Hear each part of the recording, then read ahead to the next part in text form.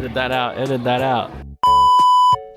Hello everyone, I'm back with another vlog, and my last vlog I went to New Zealand, but this vlog we're now in Chongqing, China. I've never seen so many yellow taxis lined up like this, but I wanted to take a pic. And of course, when we landed, we had to go get food. So our first stop, this restaurant is called Haoli. It's located right in the middle of the Chongqing CBD, and it's meant to be Michelin rated. So when you get in, once you walk in, you see all these Michelin plaques on the wall here, and I think it's a Cantonese restaurant from Hong Kong, and overall the food is really good. I think it is value for money, especially for Michelin rated food. I think it ended up being maybe 60 AUD per person, which I think for Michelin is great. This restaurant is meant to be known for their abalone, so definitely give that a go. We tried it in the pumpkin or the squash, and that was actually really good, and I'm not a seafood lover, but that converted me. Sorry, I think this vlog is going too fast, but every Saturday apparently they do drone shows, and so we wanted to go check it out. Chongqing is notoriously known for their bad traffic during peak hours, so we almost didn't make it, but I think when we got there, when we were driving there, they started the drone show already, and then when we got there, they were already gone through one or two of the displays, but it went on for half an hour, and some of them are actually ads, but I think it's worth going because I've never seen a drone show like that in my life. And then afterwards, we decided to walk around, and if you're in that area, there's this plaza or huge shopping area, and then the top of this plaza you can see the harbour and the view, and that's really nice at night, and then you can just sit there and people watch, and it's a great spot to just chill out for a bit. And that was it for day one. So day two, we ended up going to Chongqing 1949, and this is when one of our other friends decided to join us for the rest of the trip. So Chongqing 1949 is a rotating cinema. I've definitely never seen anything like it before. If you are in Chongqing, I highly recommend giving it a go. I did see reviews online quite mixed. Some people thought it was quite gimmicky, some people thought it was fantastic, but I've never seen actors that were doing such a great job, and apparently they do sing live. I don't know actually. So I'm the only one that actually knows how to speak Chinese on this trip, and they do have audio guides, auto translations that are ready for anyone that's a foreigner that wants to listen to this play. I'm really bad because I fall asleep during shows, so I did fall asleep during this Chongqing 1949 show, but I still recommend going because for the past that I was awake, it was great. Because I think a lot of tourists actually go to the show, it's really easy to book the show on trip.com. Afterwards, there's this historic alleyways area, and there's a lot to explore. There's a lot of touristy shops, there's a lot of food, so it's a really nice just walk around the city and explore kind of vibe. VZ's gonna do this. It's 25 yuan one time, and they're huge, and these are the prizes that you get. I want one nylon. Turn it. Turn that one. Turn it. Oh, it's moving. It's moving. Someone's coming out. Hey! Open it. How do you open it?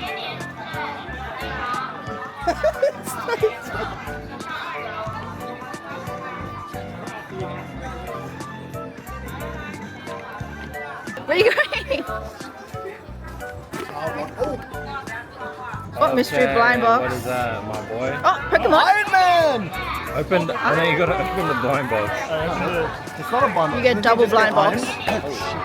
Don't you just get Iron Man? Here, open it. I think it's the middle one. That's what I'm saying. This shit can't be real, man. Why do you return it? Just leave it in there. Iron Man, give this open. No, open it. Is it Iron Man? I got a rice and mochi Dairy Queen. We don't have this in Australia, so the guy was like this. He pulled it upside down. And I was like, wow. I'm pretty sure they do that in the States.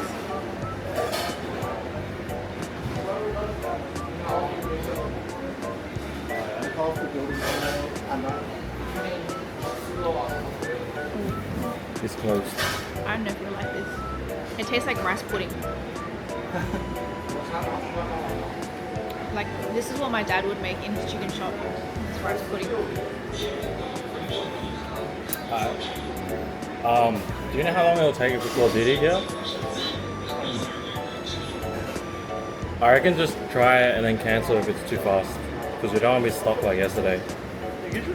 Yeah, it's not for me. It's not for me. It's so sugary. No? That's a big club. You want to go? What club? I think I give this like a 4 out of 10. It's really not for me. But it was like a classic. My friends out of that. What are they doing? Yeah. At the connection. We are going to Pipayuan. 你好，你好，非常好。 So to end day 2, we went to the world's largest hot pot restaurant based on the seating capacity in the world, and it did not lie. It is so big. So you go in, you get seated, and then they give you a menu, and then on that menu you can tick how many items that you want, and then every table has like an attendant, and then they bring out the food to you, and if you have a lot of food they bring it out on the cart. The weather was not looking great. It doesn't get any better, really. You can tell in this next photo it started to pour down, and it's really lucky that they actually had a tent, so it's nice that they prepare for this weather. I have seen hot pot restaurants in Chongqing where they don't even give you a tent, you just sit outside in the rain. So for 6 people, this was 5 guys and me. It was a lot of food. It didn't feel like we ordered a lot of food, but I think every item that you pick actually has a lot of volume. So I wouldn't recommend over ordering. Maybe just like order a few and then see how it goes and then order a bit more. This restaurant was definitely a hit. It's not gimmicky at all, and they had live music going. You could just chill out and stay for as long as you wanted. So give it a go. Good morning. It's day 3 in Chongqing, and I've been very slack with the vlogs because I've just been trying to explore, and also partly vlogging is a full-time job and traveling is also a full-time job, so it's a lot of work if I want to make the most of my holiday and like do everything that I want to do and also take pictures and also vlog. I get why people on YouTube quit their 9 to 5 or quit their full-time jobs to be able to put out YouTube videos, so props to them because it's really hard. But on the first day, it felt like a really long day because we did a 10-hour flight from Sydney to Shanghai, and then from Shanghai, the connecting flight that we had was at Hongqiao. So Hongqiao is Shanghai's domestic airport, whereas all the international flights land in Pudong. And from Hongqiao to Pudong, it's like 55-kilometer distance, and that took us maybe half an hour to get to in the morning. We landed at like 4:50 a.m. I believe. So we got to the airport at maybe 6, Hongqiao airport at like 6 o'clock. Then we had some time to kill. And we got to Shanghai from, our flight was at like 9-ish. We got to Chengdu. Oh my gosh, we got to Chongqing. What's wrong with me? We got to Chongqing at 1 p.m. and then we chilled around. Checked into our hotel, got ready, and then we went back out. So the hotel that we're staying in, this is the entire room actually. I'll take a picture so like that. And then that's literally the hallway. There's not even a hallway, that's the door. The door is right there. And you got a projector, but the projector doesn't like have anything on there. You have to pay for all the stuff that you want to watch. We're on the 11th floor. The view is of the Chongqing Square. So we're right in the middle of it. But today we're just going to go exploring, go shopping and whatnot. Yesterday we had some hot pot, which is good. We went to the Pipayuan, which is the world's largest capacity hot pot restaurant in the world in 2022. But then it started like storming and raining, and we were in the middle of our hot pot dinner with a gazebo tent over us, trying to brave the rain. Chongqing day 3, let's go! So on this day, we decided to go to Erling Park, which is a big park in the middle of the city. And you can see the famous train that goes through the building on a higher viewpoint. You can see the train exiting here. So you could pay to get in through here and then like go this way and then all the way back. Thinking back, I kind of regret not paying to get this viewpoint because you would have been less obstructed by trees to look at that train exiting the building. But anyway, I recommend you guys doing it if you're out there. This park overall was a great little nature strip within the city. I imagine it's what the New York park would be like. They also have this pagoda of some sort. I think it's a pagoda. It was a few floors up. You just had to walk up all the floors and it wasn't too bad. And then you get like unobstructed views of entire Chongqing. That was a good activity for a few hours. And then we ended up going to the haoli. I think that's how you pronounce it. Sorry if I'm butchering it. But it's like another small alleyways, historic site where you can eat, drink, hang out, shop. This place is not for the weak. Lots of stairs. If you have a broken ankle, don't come here. I have a broken ankle. Ooh, I want one of those. I got you 3 things. 3 things to make you 3 times as happy.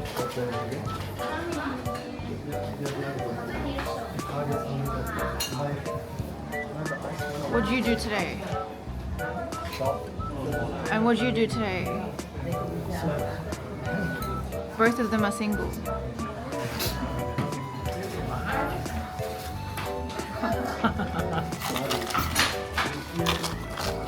So this place is called 喜悦盒子 and it's quite popular, but we managed to get a seat without a line.